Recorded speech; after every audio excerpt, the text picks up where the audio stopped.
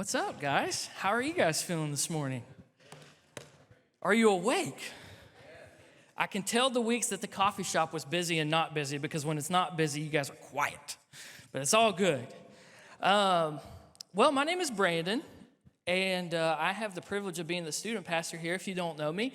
And it's really fun to do what I get to do, and I really enjoy it. And it's kind of funny, because I've been doing this long enough. I was kind of reflecting this morning, been in student ministry for almost a decade now, and I've done this enough times, and I've spoke in front of very large group of students to the point where it's like I don't really get nervous when I do this anymore. But this morning, there's a little nerve there, and typically when that happens, it's a good thing. It works out, and it's really cool. So I'm excited, but no worries for the people that slipped me 20s out in the lobby because the grill was already going, the boat's already in the water. 15 minutes, we're in and out of here, okay? I promise. Small joke. That's my one dad joke for the day. I tell Lily, I was like, I try to keep it to one dad joke anytime I do this, but anyway. So something beautiful has been happening over recent months. And just to give you guys some context, typically, students, middle school and high school, we're not in here on Sundays. We're up in the youth room doing our thing. And it's been really cool because I've been experiencing some things in my own life and just living. And from that place, we've been in a series in our student ministry called Habits. And just to give you guys a little bit of context of what that is, it's the idea that we want to practice and have some healthy habits, which will then allow us to kind of walk in our relationship with Jesus in a way that is every day, right? So we believe and we wholeheartedly put everything into this idea that faith in Jesus and living with Jesus and discipling with him, it's an everyday thing, right? But we can choose to practice healthy habits that would help us and position us in a place to where we can experience all that Jesus has for us. And it's been awesome, right? And it's been awesome. And so where we're not in here on Sundays, I have the opportunity, thanks to the wonderful production and media team that we have here, to go back and watch what Pastor Matt's been teaching about with the Sermon on the Mount, right? And so what has happened over the last probably couple weeks to month, completely unintentionally, but for all the churchy people in the world, organically happened over the last couple months, is this sermon series that we've been in called Habits in Youth. And the teachings of Pastor Matt, they've kind of done this kind of thing and come together so beautifully. And my goal this morning is to maybe bring you guys to that place where it kind of all came together unintentionally, but it was awesome. And so, yeah, that's where we are. And it all sparked from this verse, and it's in Exodus chapter 4, if you want to follow along. I think they're going to throw it up on the screens too. But I was reading through this, and I saw something in this passage that I had never seen before. And it puzzled me at first, but it was definitely relatable in my own life. So let's go to Exodus chapter 4. I'm going to read a couple verses, give you guys some context. We'll jump in. We'll be in and out for the hamburgers and all the things. So Exodus 4:21, God said to Moses, "When you get back to Egypt, be prepared. All the wonders that I will do through you, you'll do before Pharaoh. But I will make him stubborn so that he will refuse to let my people go. Then you are to tell Pharaoh God's message, Israel is my son, my firstborn. I told you, free my son so that he can serve me, but you refuse to free him." So I'm going to stop right there. So that's in Exodus chapter 4, right? And before we kind of dive into that, I want to back up to Exodus chapter 3 to kind of give some context here. So if you know what's happening in this particular story of the Bible, kind of like Hall of Fame story from the Bible. In Exodus chapter 3, we know that Moses is tending his father-in-law's sheep. We know that he's on the side of a mountain. We know that he has an experience there on the side of the mountain with a burning bush, right? And in that moment, God says, "Moses, I want you to be the people or the person to lead my people out of captivity from Egypt," right? And so what happens from that moment, right when that moment happens, Moses immediately starts disqualifying himself or listing all the reasons why he shouldn't be the guy to lead the Israelites out of Egypt, right? So we fast forward to chapter 4 where we just read, and I want to go back and read a portion of this again, and I want you guys to hear this to see if you picked up on it. So Exodus 4:21, Moses, listen, I'm not the guy. I pick somebody else. I have speech impediment. I mess up all the time. I shouldn't be the guy to do this, God. I'm warning you, kind of thing.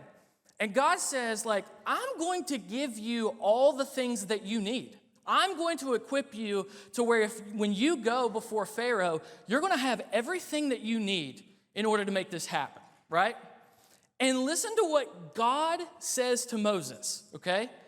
He says, I'm going to give you all the things that you need when you go before Pharaoh, but I will make him being Pharaoh, stubborn so that he will refuse to let my people go. That's what God said to Moses. And one translation you might know, it says that God said to Moses that he will harden the heart of Pharaoh, right? That's one translation. And so I was thinking about that, and I was like, man, that's kind of weird because, doesn't that kind of seem like God is setting Moses up to fail? He's like, I'm going to give you everything that you need, but when you go before Pharaoh to carry out this plan, I'm going to harden his heart, and it's not going to work. Which is kind of I'm sure, making Moses super eager to get before Pharaoh, right? But he goes before Pharaoh, and you know what happens. Pharaoh doesn't let him go, and there's this big, back and forth before finally they escaped Egypt. And I think to myself, why would God put Moses in a position to where, he equips him to be and to have all the things that he needs, but he purposefully hardens the heart of Pharaoh so that essentially the plan doesn't work. And I started thinking about that. So I was like, well, let's think about what happens after that, right? After that, we know that eventually they go back and forth, and Moses finally leads the people out of Egypt. And we know that after the people, what happens after that, Moses goes to Pharaoh. He goes with Aaron. He says, let my people go. Pharaoh basically mocks him. He's like, well, I don't know this God. I thought I was God, so why should I let him go? Moses goes back to Pharaoh 10 more times. Finally, they get out. And then we know that Moses begins to see God in some different things and through his journey, right? And I listed a few here. There's Passover. They finally escape. He leads God's people through the wilderness and to get to the promised land. They didn't have water, so Moses sees God performs miracles with, seeing water being provided, food being provided. There's a time that they literally walk through the Red Sea and people are collapsed upon. We know all of that story. And all of these miraculous things that Moses got to experience with God. And I started thinking about that, and I was like, man, could it be that the reason God hardened Pharaoh's heart wasn't so much to set Moses up for failure, but it was to initiate a process. It was to initiate a journey. Because we know what happened right after that is that there was this start of a journey with Moses and the people of Israel and God. And I wonder to myself, would Moses have experienced and seen God in all the ways that he did had he not had he not fought with Pharaoh, right? Because think about it. If Moses went to Pharaoh and was like, hey, God told me to tell you to let my people go. And he's like, all right. And then they're like, all right, let's go. Would they have experienced all that they experienced after that? Would they have seen the Red Sea parted? Would they have seen water come from a rock? Would they have seen all of these different miracles and miraculous things that Moses had Pharaoh just been like, all right, sounds good to me, take them? Probably not, if I had to guess, right?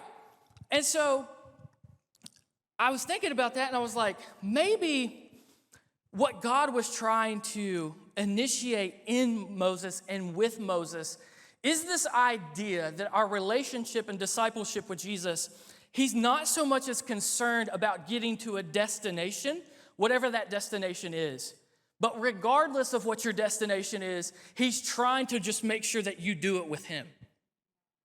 Could it be that like this process that you're going through, this journey that you're experiencing that we call life, that is super wild and super unpredictable, could it be that the fullness and the identity and the joy and the lasting wholeness that we all strive for in this world isn't necessarily in the destination, but it's rather in the process of, or the journey of doing it with Jesus, right?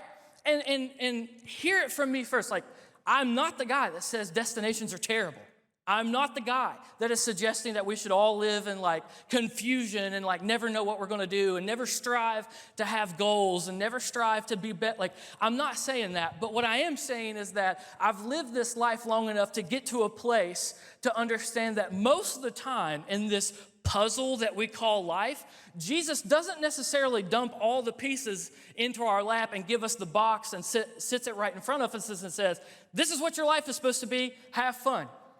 It usually doesn't work like that, right? It's usually this thing where, he will hand us a piece of the puzzle and we take one step and then we kind of get to this place of like, all right, now what? And you sit there for a minute. And maybe you're like me. You've gotten to that place and you're kind of like, okay, God, like, I took the step, now what? And you ever kind of just feel like you're just hanging out in that place for a minute? And then like, maybe he gives you another piece. And then you take another step. And so what I'm learning is that journey, discipleship, relationship with Jesus is this thing that we call progressive revelation. It's this idea that he's not going to dump the whole puzzle in your lap and he's not going to give you the cheat code, because what does that do? If you have the whole puzzle and you have the picture of your life and what it's supposed to be, what does that eliminate the need of? God, right? And so I don't think, based upon the character of who God is, that it's this idea that he's trying to make us suffer. I think it's this idea that he understands where fullness and wholeness and identity comes from, and it's not when you get to a place, but it's rather who you are becoming as you do it alongside with Jesus.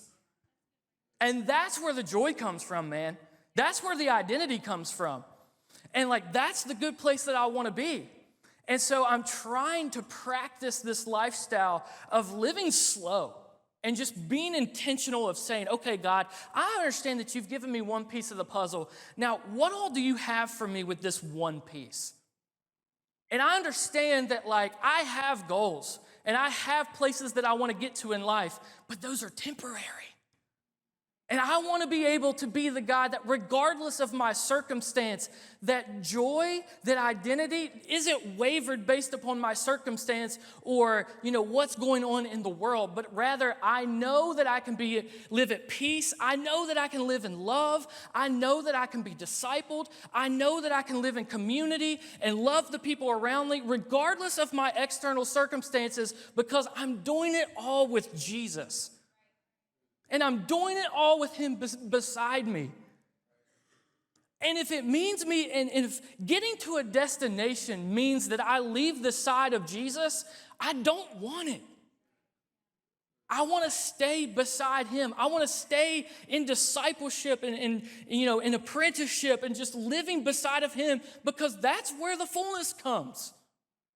And what's been so beautiful about this whole like sermon series and like Pastor Matt speaking on the Sermon on the Mount and all these different things, something that I kept hearing in the messages that in the last few weeks is when Jesus was teaching in the New Testament on the Sermon on the Mount, there was this tone, this underlying tone, or this expectation of it's not enough just to take what I've taught you and just kind of sit on it and let it marinate. But the phrase that I kept hearing was, we got to just do it. We got to do it. We got to do the things that Jesus has taught us. And you know the way that we do that? You know how you do what Jesus taught? It's not try harder, because I've tried that and it doesn't work. Maybe it worked for a little bit, but over time it becomes exhausting. It leads to something that I call spiritual burnout, because we put it all on our shoulders. And relationship and discipleship with Jesus was never meant for the weight of this world or the weight of darkness and all these different things to rest upon solely our shoulders. I don't think so, because I've tried it and it doesn't work. But rather, it's to take those things and to give them to a holy and big God and say, God, I don't understand this, but I know you're in control. And so the way that we do these things, just do it, is I think we become someone. We allow discipleship with Jesus to change us as a person, to where these principles that he teaches in the New Testament, it's not something that we do, but it's someone that we become. And who is that person? Who is that person that we strive to become? Well, if our goal is to know God and we know God through Jesus, then wouldn't it make sense that this person that we're trying to become would be Jesus? It's the Sunday school answer. I set y'all up with the alley-oop. Jesus, right? And so if we want to do what he does, let's strive to become who he is. And how do we do that? How do we become so that we can do? I think the way that we do that is we walk with him and we do life with him. When you know Jesus for who he really is, you become like him. And when you become like him, what do? When you become like somebody? You do what they do. I think about like my marriage. And for the record, she fully gave me permission to tell you guys this story. So there's going to be no repercussions for my actions here. But I think about my marriage, and I think about like, me and Lily, we've been married, and we spend time together, and just spending time together and doing every day together, the mundane, the routine, like we rub off on each other, and we do the things that each other does, right? Like we kind of become like one another. And when we do that, we kind of act like one another. And we have this thing in our house, and I'm super, not neat. I'm neat and tidy, and I like things to be a certain way, okay? And we have 2 laundry baskets, people. And all I want in life is our laundry to go in the baskets. That's all I pray and intercess for. And sometimes what happens is those clothes grow legs, and those clothes end up like 2 feet from the designated baskets that we have designated. And I become so confused because I'm just like, they're right there. And the basket is right there. It's like a matter of, and you're there. And I become so confused. But I was informed that those aren't my fully dirty clothes. Those are just my half dirty clothes. And they shouldn't go in my fully dirty baskets. That they should go in like my half dirty pile. And I was like so confused and baffled by this principle. But guess what? I have a confession. Yesterday, I was walking through the house, and guess what I noticed in the floor? My very own half dirty pile of clothes. My very own. And I thought to myself, well, I don't want to throw those in the basket yet. Those are only It's happening. It's happening. And why did that happen? Because we spend time with each other and we become one another. And what happens is the natural byproduct of that is sometimes we do what each other does. And so I say all that just to say that maybe the way that we do this, you guys, the way that we love, the way like Jesus did, even when it's so hard, is to become like him. And we become like him when we get to know him. And we know him when we spend time with him every day. In this journey, in this process, I gotta believe as Moses was traveling and he was doing the things that he did, over time, just spending time with God day in and day out, he becomes like him. And he was able to do a lot of the things that he did. And I don't know if he would have experienced God the way that he did had God not initiated that journey. Had God not said, you know what?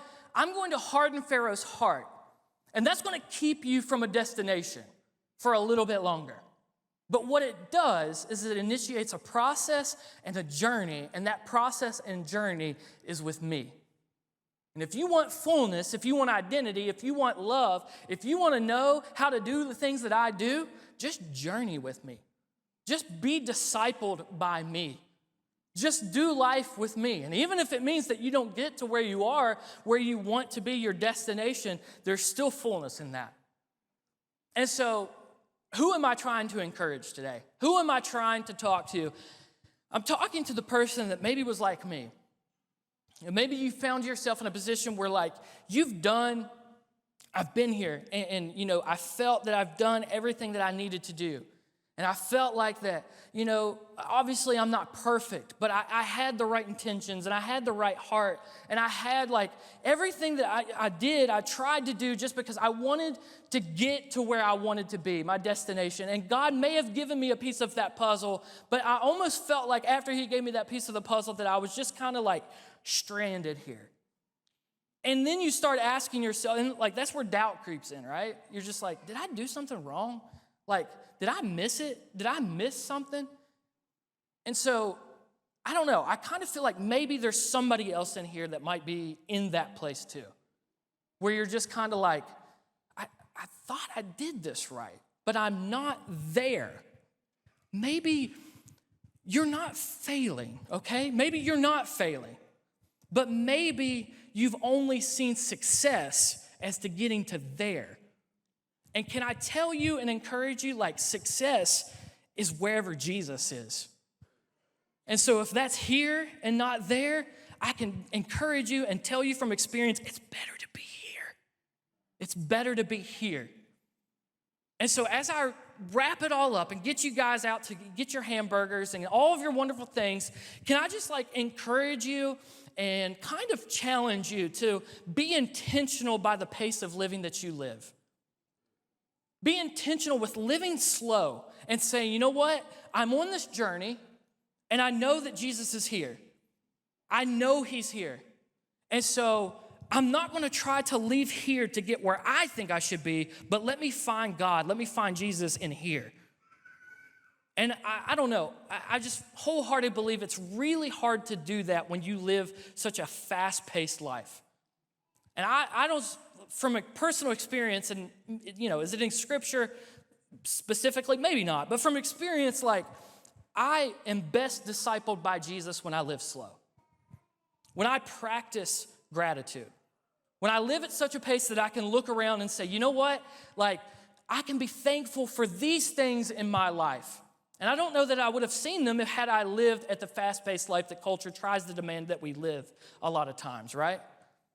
And so today, and Memorial Day, and as you go about and as you leave here today, just practice. Just practice the way of Jesus. Do it. Just do it. The way that you do it is you become someone else. You become like Jesus. You become like Jesus by knowing him. You know him by spending time with him. So don't dismiss the journey or the process that he might be initiating in your own life. Be encouraged because it's an opportunity to get to know him. And we can become something deeper that practices the way of Jesus so that we can, just like Moses, what's so awesome about all this is I don't think it's just ironic that God sent Moses on this journey with another group of people. There was people around him at all times, right? He was with the Israelites. And so I think it's kind of great because in those moments that as he was journeying and as he was going about this process, he was surrounded by community. He was surrounded by people. And so a lot of times the journey and the process that God initiates in our life, I feel like, as we know him and as we become more like him, we can share that with the people around us. And I think that what happens is there's this natural momentum that's created where we all start to run the same way because we're just knowing Jesus and we're just spending time with him in the everyday mundane stuff. Cool? I don't want to repeat myself and going down this rabbit trail. So if you guys, I'm just going to pray. Is that cool? And we're going to be out of here. Sound good? God, we thank you for this day. We thank you for who you are. We thank you that you never change, that you're the same yesterday, today, and forever. And we know that you never leave us, you never forsake us. And so, God, as we go about our weeks this week, I pray that you would just help us to know you better. And that we can practice habits, safe and healthy habits that allow us to know you at a greater capacity. That we could live slow. That we could practice gratitude. That we could be joyful regardless of our external circumstances. And we can know you. And as we know you, we become more like you. And as we become more like you, we can practice the principles and the teachings that you have for us so that, God, we can give it to the people around us. And so, God, I pray that you would just help us in that. Help us to see you in everyday, mundane kinds of things. Help us not to dismiss the process or the journey as wasted time, but help us to find the value in it because you are in it. And as we know you, we know the value that you have in and over our lives, we know our own value.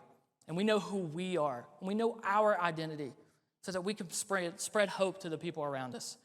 We love you. We thank you. I pray that you would be with every burger today, that it would stay nice and crisp but not burnt. And it's in Jesus' name we pray. And everybody said, Amen. Love you guys. You are dismissed. Have a good Memorial Day.